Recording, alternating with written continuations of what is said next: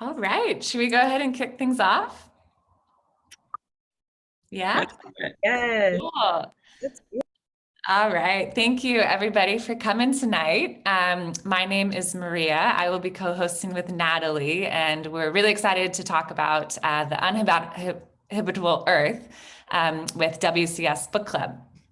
So we'll start with some quick housekeeping items and then move on to a presentation section, but most of today we'll just be discussing the book altogether. Really excited to get everyone's thoughts on the book and what other topics the book spurred thoughts for people, and just really excited for the discussion tonight. So don't hesitate to drop any questions in the chat.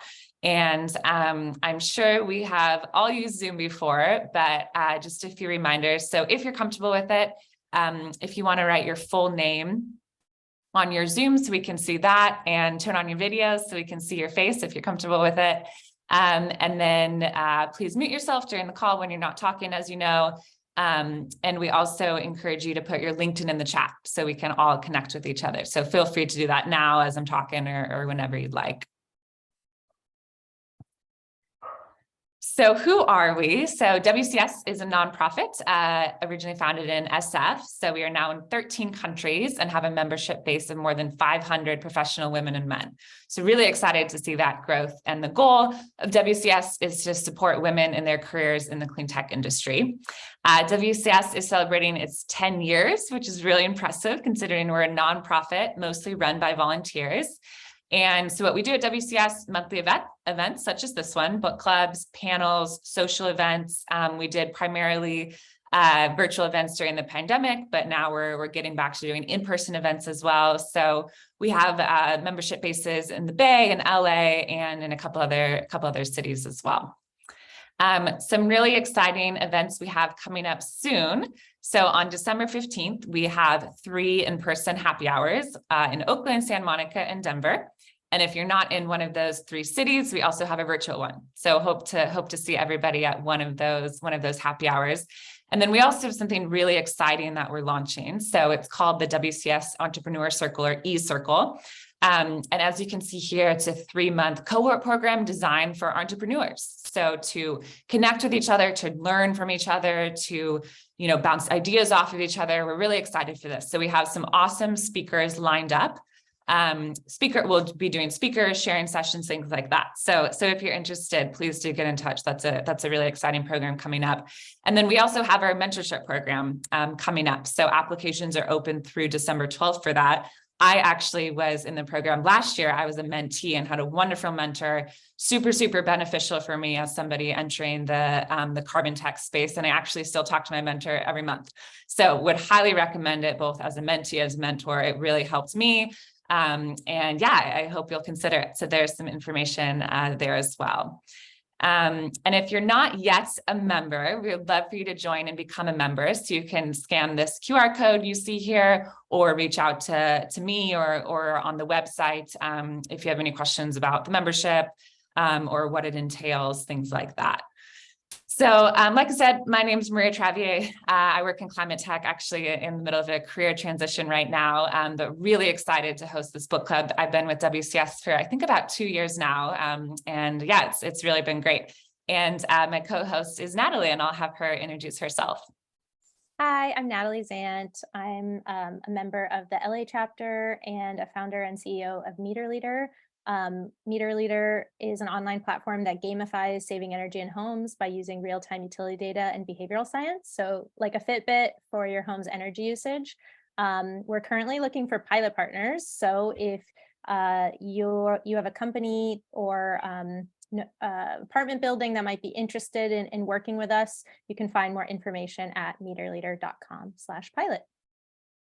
And I will just note that both Maria and I are not climate scientists. And so everything today that we'll be covering is directly in reference to the book that we just read. Yeah, so to kick it off, like Natalie said, we're not climate scientists, but we're really excited to have this discussion with you. So would love to hear kind of initial impressions on the book, The Uninhabitable Earth by David Wallace-Wells.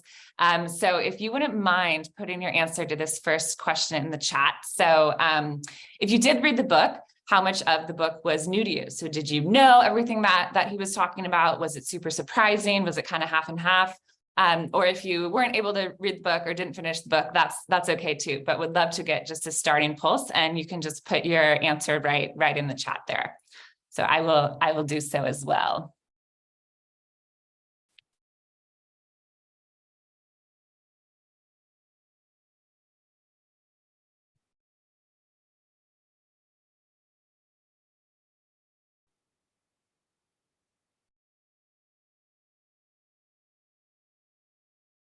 All right, got a few answers. I'll wait just one more sec to see if anyone else wants to answer.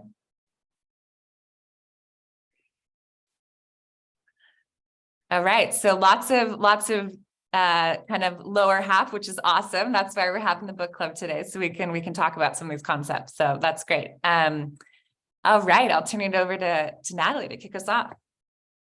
Awesome. So before we dive into the meat of the book, I just wanted to provide some context as to why we think this book is important, and also why it gives us insight into the present day.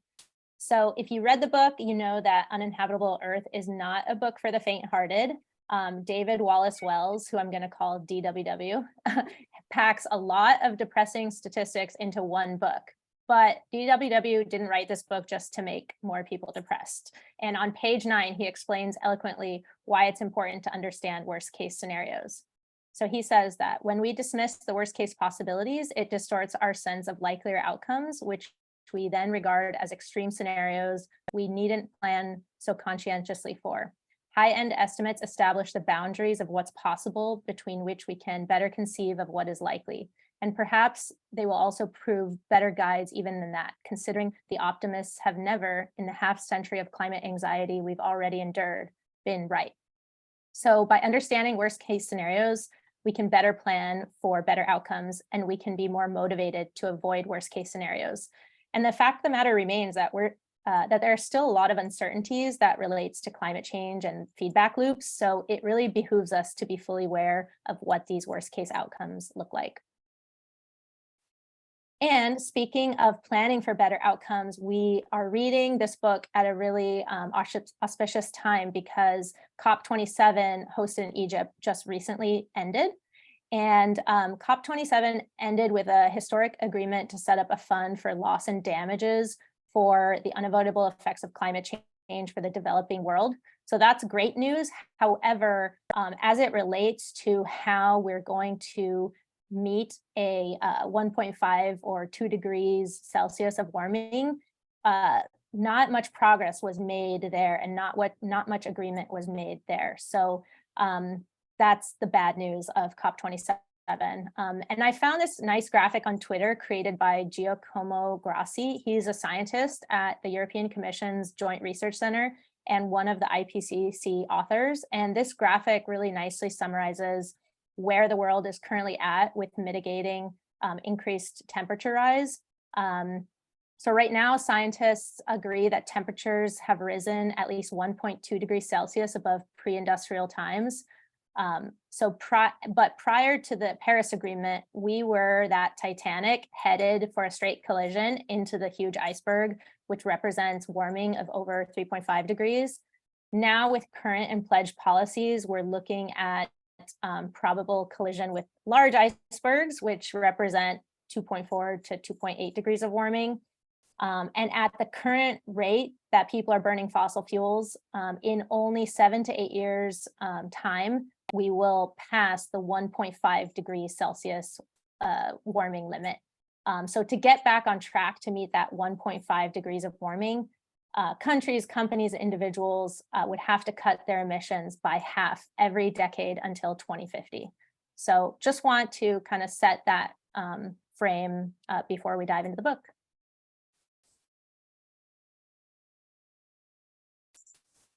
So as Natalie said, here's a visual that shows you that. And, I thought something that was interesting that was at the beginning of the book was, it's hard for humans often to conceptualize this, right? We seem to think of these numbers as trivial, the differences between 1 and 2 and half. And, I think he phrased it as, human experience and memory has no way of thinking about these thresholds, because something at this scale has never happened before. So, but like Natalie said, the United Nations says by 2100, we are due for at least 3 and perhaps more than 4 degrees of warming. So what does this mean for our planet, which of course is what this book is about. So I'll just go through a couple of the high level points that the book made. And then, like I mentioned, we'll go into discussion, and really excited to hear what everyone thought about the book.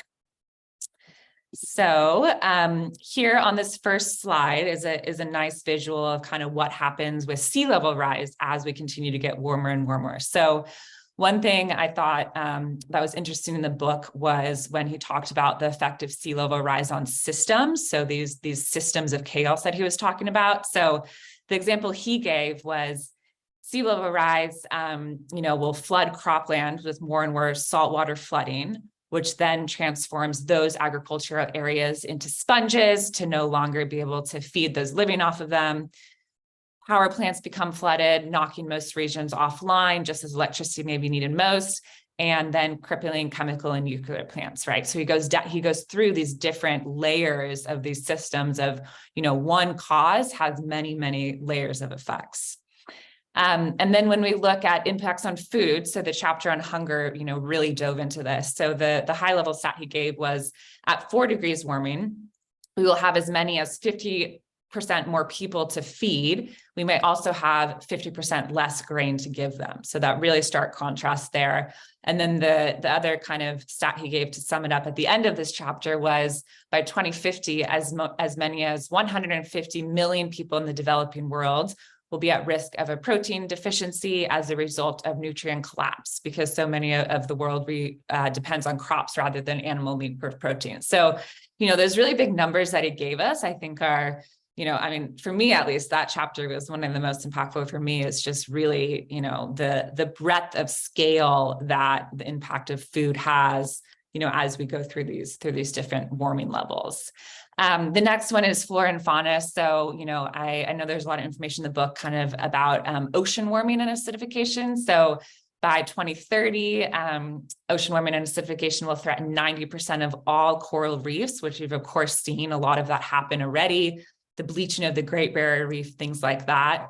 And one really interesting stat I thought that he had in there was the fact that reefs protect against flooding from storm surges. And so, if you look at the actual financial value of reefs right now, they're worth at least 400 million annually to many different countries because of that flood prevention. So again, that those layers and layers of impact that each of these risks has. So to look at it another way, this was a great graphic that we found, and you can kind of see at each warming level how much worse and worse it gets. And the surprising thing for me on this graph, or the thing that kind of impacted me the most, was even at 1.5 degrees warming, it's horrible, right? So I think and that's something that he emphasizes in the book too, is it's not like, okay, are we going to stop climate change? It's about how fast can we stop something that's already been happening? So interesting to see that laid out that way. And then we can also see it here. So I'll take a second just to let people read this slide. But it really comes back to that point in the beginning, that it's hard for humans to conceptualize what does it really mean to go from 1.5 to 2 to 2 to 3. So yeah, so these were some really hard to read stats, but I think a good way to kind of conceptualize it.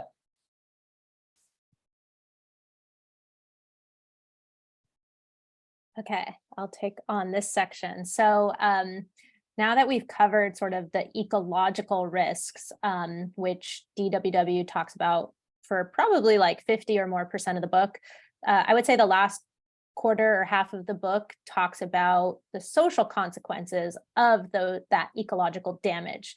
So, in a warming world, we'll have economic stagnation, and a stat in the book is that there is a 51% chance that climate change will reduce global output by more than 20% by 2100, compared with a world without warming, and a 12% chance that it lowers per capita GDP by 50% or more by then, unless emissions decline.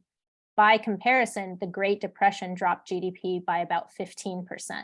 So, that's a pretty crazy concept that, even if maybe 20%, 20% is not 80%, but if you look at the Great Depression, that was a decline of about 15%.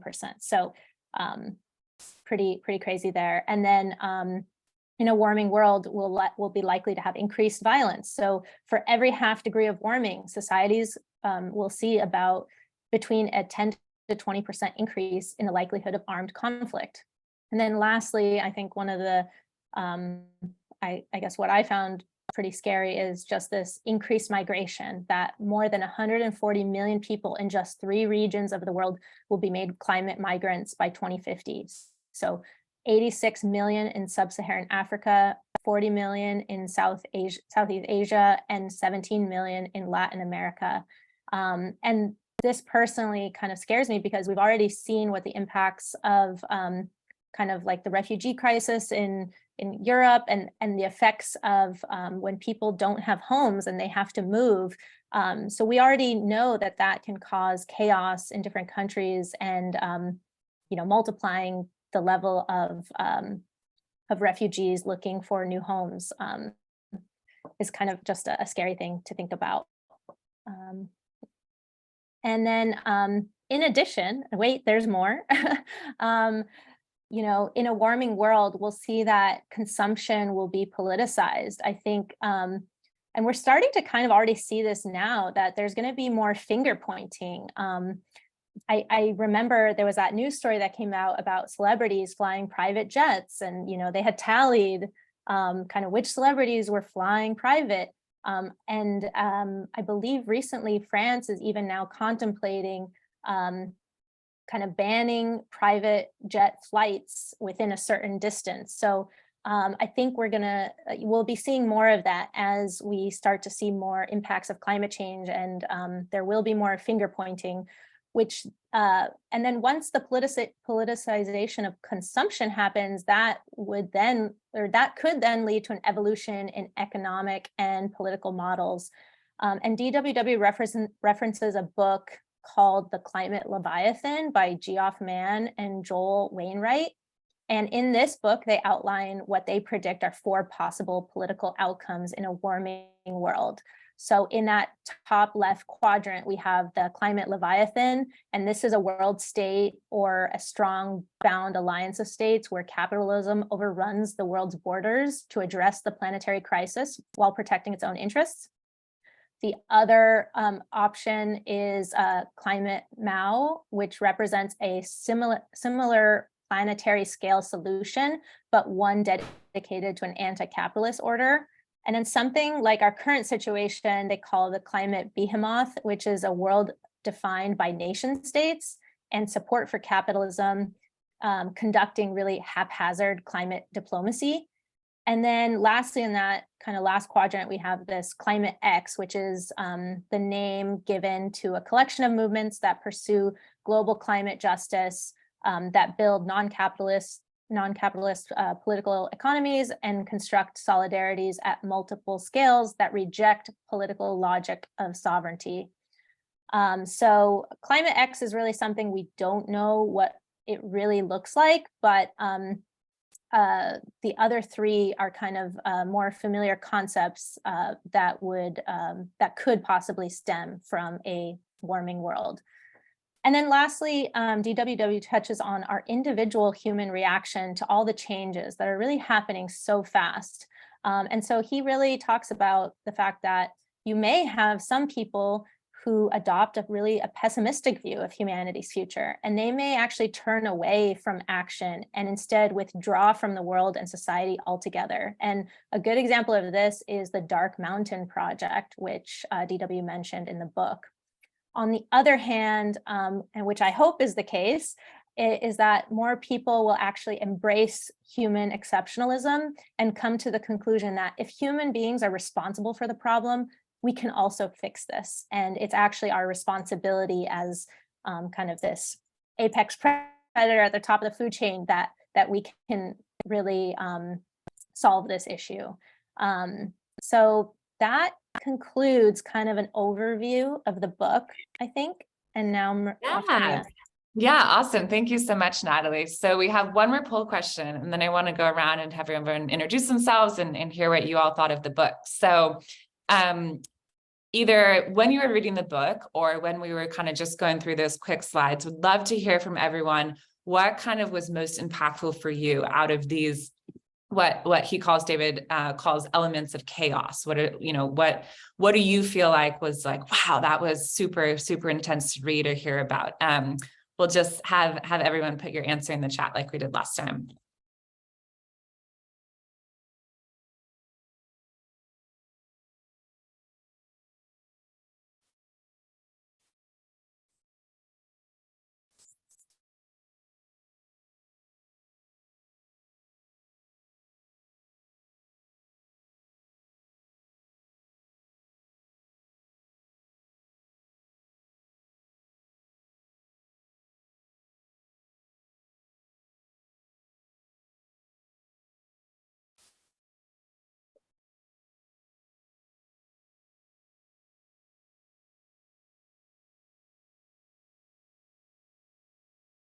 Yeah, thank you, guys. Yeah, Joey, it is hard to pick just one. I'm glad you put more than one. Oakley, plagues of warming, all this carpet. Yeah, a lot of it is hearing about oak. Yeah, cool. Awesome. Well, thanks everyone. So what we'll do now is dive into the discussion part. So we prepared some discussion questions, but happy to talk about whatever. Oops, sorry. I think we. Oh, sorry. Well, maybe do those at the end. But happy to talk about whatever is on everyone's mind as well. So maybe to start, we can all just go around and introduce yourself. So say your name, what company you're with, or what industry you're in, or why you're interested in sustainability. And then if you want to, answer this first question. So kind of like that last poll question, what was the most impactful part of the book for you, or impactful part of the conversation? So I introduced myself already, but my name is Maria Travier. And for me, I thought the drowning chapter was really impactful, mostly just because I work in carbon, so I kind of know a lot about the air pollution side, but I don't know much about sea level rise, drowning, those risks. So that was just really, really new to me, was learning that information. All right, and I am going to popcorn to here. So Natalie already shared the quote on the right, which I thought was such a great one, a really good way to conceptualize it. And the quote on the left, I tried to find like any sense of optimism in the book, or any sense of like what to do next. And I didn't find very many, but these were kind of two things that he said that really resonated with me. So the first one was, obviously he's talking about all these facts and figures and what does the science say, all this stuff, but it's all based on human activity, right? Like which I thought, is kind of obvious, but it's a good point. It's not a test of science. It's a test on what are we going to do? And then near the end of the book, he really emphasizes that it's our path that we choose, right? If we continue to go down this path, all of these horrible things will happen. But if we avert global warming, it will be because we have made a conscious choice to walk a different path. So, he's not very optimistic in the book, but I thought that was a good way that he ended it was, it's our choice. And, I think it's interesting to think about that on a small scale, like some of the things we talked about today that we do in our day-to-day lives, and also on a large scale, right? All of us that do work in sustainability or clean tech, right? We're a very, very small drop in a very large pool, but we are working on it. So anyways, I thought those were two interesting quotes. I didn't know, Natalie, do you want to touch on joining the Slack group we kind of talked about? Yeah. So if you guys enjoyed this event and want to continue participating in the WCS book club, I would recommend doing 3 things. First, joining our Slack community, and Kirpa, I think, is going to share that link in the chat. The next would be, reading the books. So we're actually planning for 2023 right now, but I hope to have that book selection posted in the Slack community so that people can vote on which 3 books they want to read. And then come to our next book club event, which will be sometime in 2023. We haven't scheduled the dates, but be on the lookout, check the newsletter. I know if you're like me, you probably get a ton of email, and half of it I don't even look at, but make sure you look at your WCS weekly newsletter, because that's where we advertise like all of our events. And it'd be great to just get more people kind of on these calls. And if you know any bookworms that might be interested, please share this event. Really, like, we started this book club because we wanted to have sort of, you know, in our professional lives, we have like a lot of networking events, which are great. But I thought it would be fun to just get to know people on a, you know, not in a business context, and talk about ideas related to our industries, and just to get to know people on a professional and personal level. So again, if this was helpful for you, I would love to for you to continue joining these events. And we have some upcoming events, as Maria mentioned earlier. So just put this on your calendar, the happy hour. It's going to be in Santa Monica at the Brixton, I think. So that'll be the LA one. And then there's events in Oakland and Denver, or virtually. But I'm biased towards in person. I think it's always great to meet people in person after we've been in the house for so long. So if you can make it, I'd love to see you there. The e-circle in January through March, and then the mentorship program also January through March. And so I just want to thank everyone who made this event possible. So thank you so much, Maria, for kind of taking on this book. Sapna, Joey, Oakley, Akruti, Senna, and really appreciate kind of everyone being here and joining today. I know I had a great time, and it was so much fun drinking a glass of wine and talking about intellectual topics. Yeah, please join WCS in the virtual world. You can find us on Twitter, Facebook, LinkedIn, Instagram, YouTube, and really the newsletter is probably the most important one, because that's where you'll hear about all the events that are upcoming.